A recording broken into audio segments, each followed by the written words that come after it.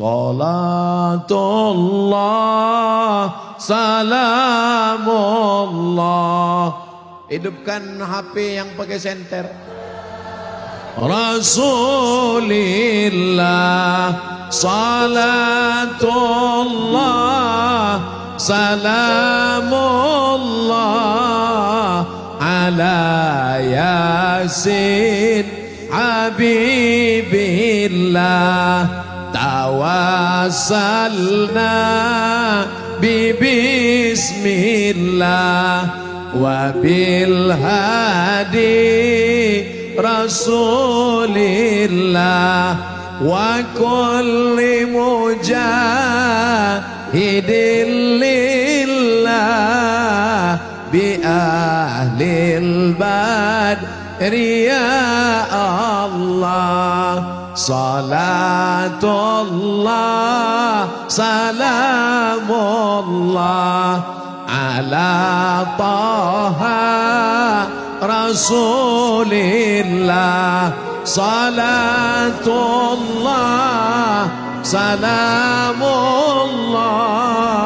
ala yasin habibillah tawassalna bismillah wa bil hadi rasulillah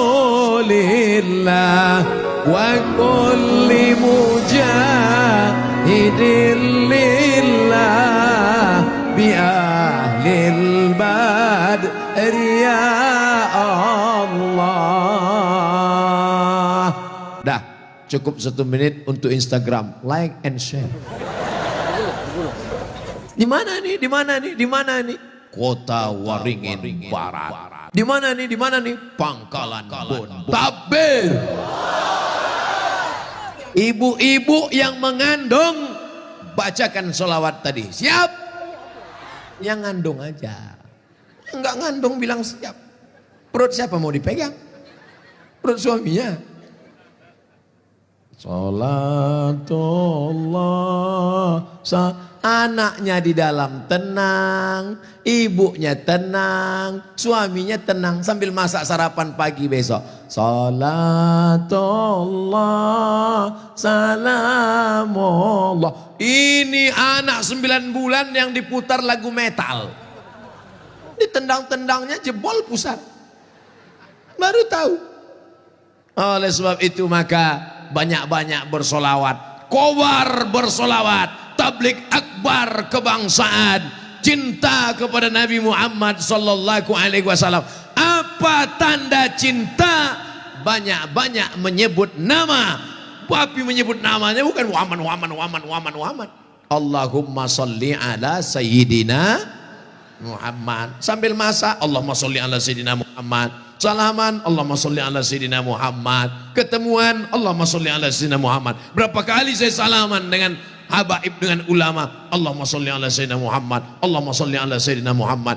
Maka banyak-banyak bersolawat. Man shalla alayya salatan, siapa yang bersolawat 1 kali, sallallahu alaihi bi asra, Allah balas 10 kebaikan, wa utan anu asara sayiat, ditutupi 10 kesalahan, wa rufi'at lahu asara darajat, dinaikkan 10 derajat tingkatan kemuliaan.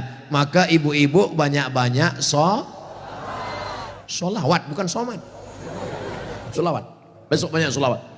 Ini sekarang banyak perempuan membicarakan aib orang lain. Kabarnya anak saya sudah hamil 9 bulan gak ada suami apa-apa. Sampai tergigit lidah.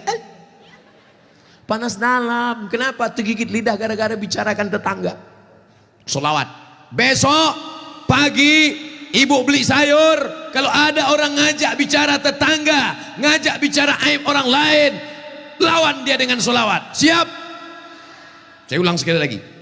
Besok pagi ke pasar, ke warung, di kantor, ada yang ngajak bicara aib orang lain, lawan dengan solawat. Siap? Mantap.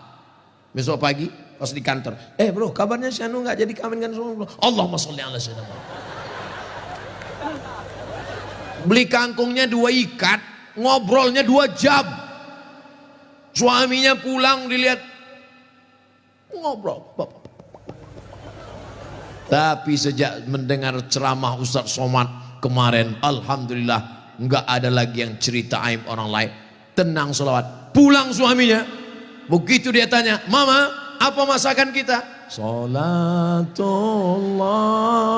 salamullah ala. Datang suaminya, dihidupkannya senter, ala toha. Bukan itu maksud saya. Ibu-ibu yang kerja di Sduk Capil, kantor dinas pendudukan dan catatan sipil, ada orang mau nanya, mana akte kelahiran anak saya, mana surat SKCK kantor polisi, mana surat kelakuan baik, itu tetap dijawab, bukan sholawat. Besok nanya, gimana bu akte kelahiran anak saya? Salatullah. Sesuaikan dengan situasi dan kondisi. Ingat, orang paling banyak masuk neraka karena lidah yang mengasari, mengatai, membicarakan aib orang lain. Ayu ibu ahadukum ayyakula lahma akhih. Maukah kamu memakan bangkai saudaramu, maitan yang sudah mati, busuk, bangkai tikus, isu bakso bangkai tikus. Berapa bulan orang nggak makan bakso? Bro, ayo makan bakso. Tikus, aku yang bayar, ayo. Tapi membicarakan aib orang lain, memakan bangkai orang lain. Oleh sebab itu tidak ada gunanya mendengar ceramah kalau tidak diamalkan. Besok kalau ada orang ngajak bicara aib orang lain, bicara anak orang lain, bicara istri orang lain, maka tutup langsung dengan sholat. Sholatullah, terserah, sholawatnya terserah.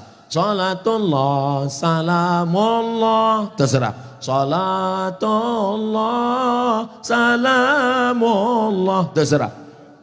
Buat nanti kreasi-kreasi sholawat, lomba dalam rangka menyambut Maulid Nabi 1442 Hijriah. Maka lomba sholawat dengan berbagai macam lagu dan kreasinya merebutkan piala Bupati Kobar. Setuju?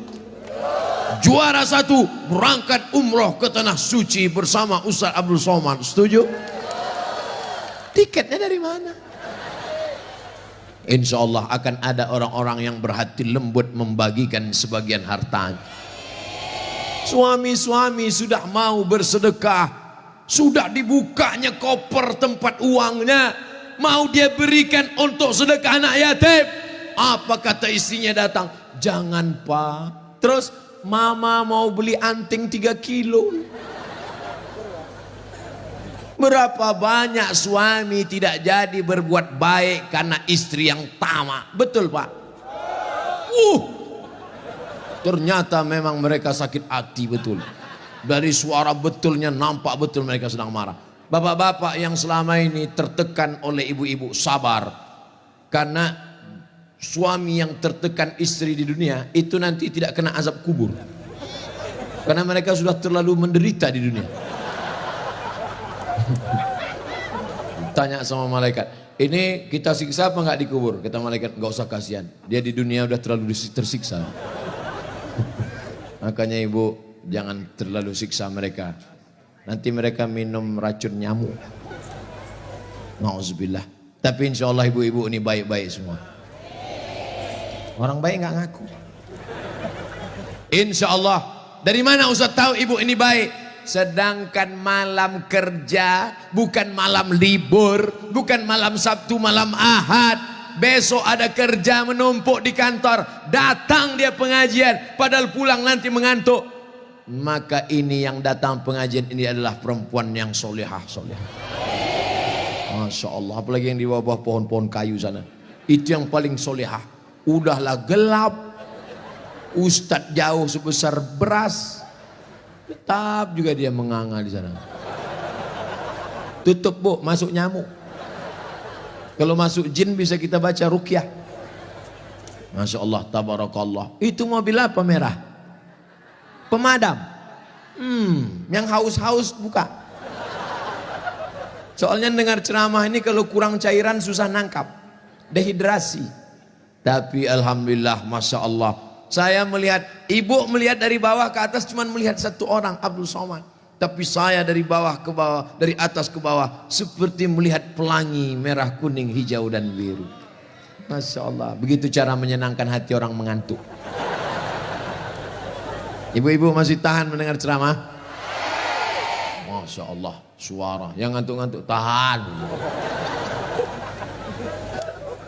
Kalau istrinya baik, anaknya pasti baik. Betul. Tapi kalau suami baik, anak belum tentu baik. Betul. Kita ulang sekali lagi, bisa? Kalau istri baik, anak pasti baik.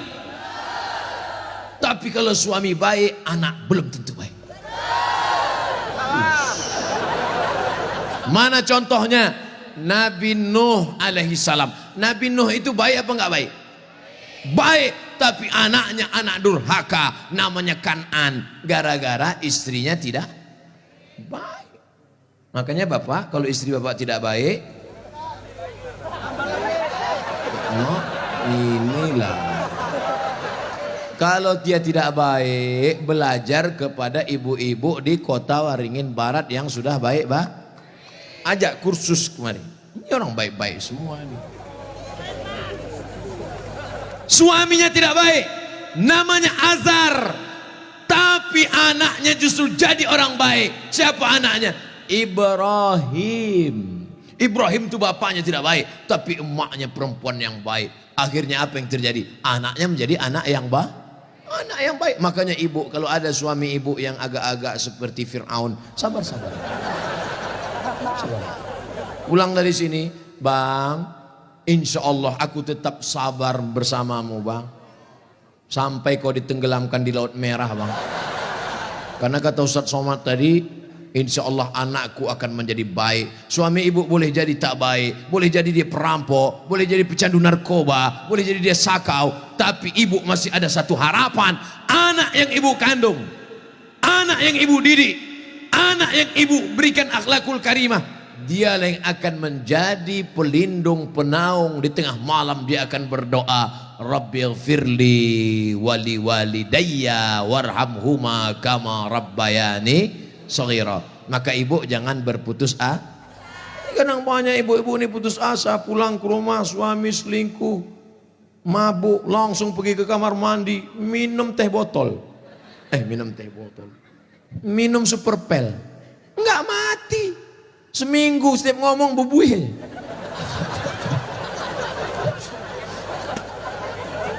Ibu harus tegar, ibu harus kuat, ibu ada harapan. Harapan ibu siapa? Anakku akan jadi polisi, amin. Anakku akan jadi tentara, amin. Ibu sekolahkan saja anak ibu sesuai bakatnya. Perhatikan anak ini bakat. Anak saya suka main layang-layang, berarti jadi pilot helikopter. Anakku suka mandi hujan, angkatan laut. Anakku suka ngembus-ngembus semprit, dua kemungkinan. Bisa jadi polisi, razia. Bisa jadi wasit sepak bola. Yang parkir jangan. Ibu jangan sebut tukang parkir. Karena pada dasarnya kita semua ini adalah tukang parkir. Kita ini semua tukang parkir. Tirulah iman tukang parkir. Mobil mewah harga 2 miliar. Mundur ketua parkir. Setelah begitu diambil mobil ini, adakah tukang parkir yang marah? Enggak ada. Ada nggak tukang parkir ngamuk-ngamuk? Kenapa mobil ini diambil? Saya sudah menjaganya 2 jam. Enggak ada. Kalaupun ada berarti gila. Kita itu juga di dunia ini sama seperti iman tukang parkir. Mobil itu titipan, rumah itu titipan, anak itu titipan, kebun itu titipan.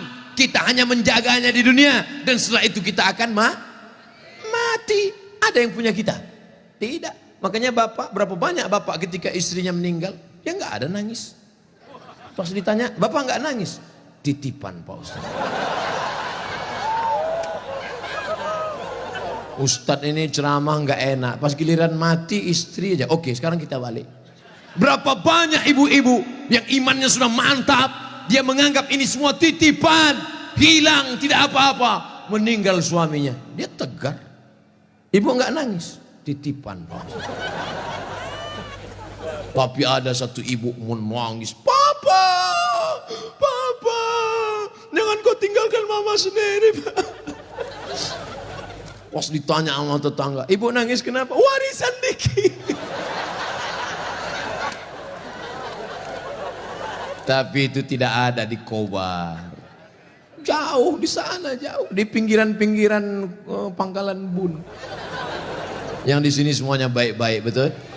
Ibu menerima mereka bukan karena hartanya, tapi karena mereka mampu membimbing ibu dan anak-anak mencari ridha Allah Subhanahu wa taala.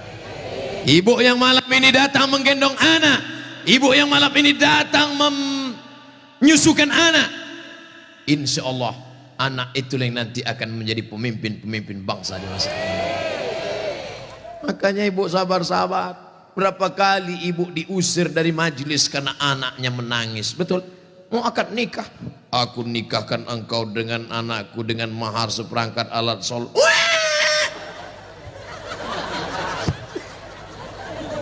Berapa kali di majelis kematian ibu diusir, betul? Ada orang kaya meninggal, datang anaknya, mantunya, cucunya pakai baju hitam semua. Nama kelompoknya Men in Black. Sudah siap-siap mau menangis bersandiwara. 1, 2, 3. Rupanya anak ibu lebih kuat lagi nangisnya.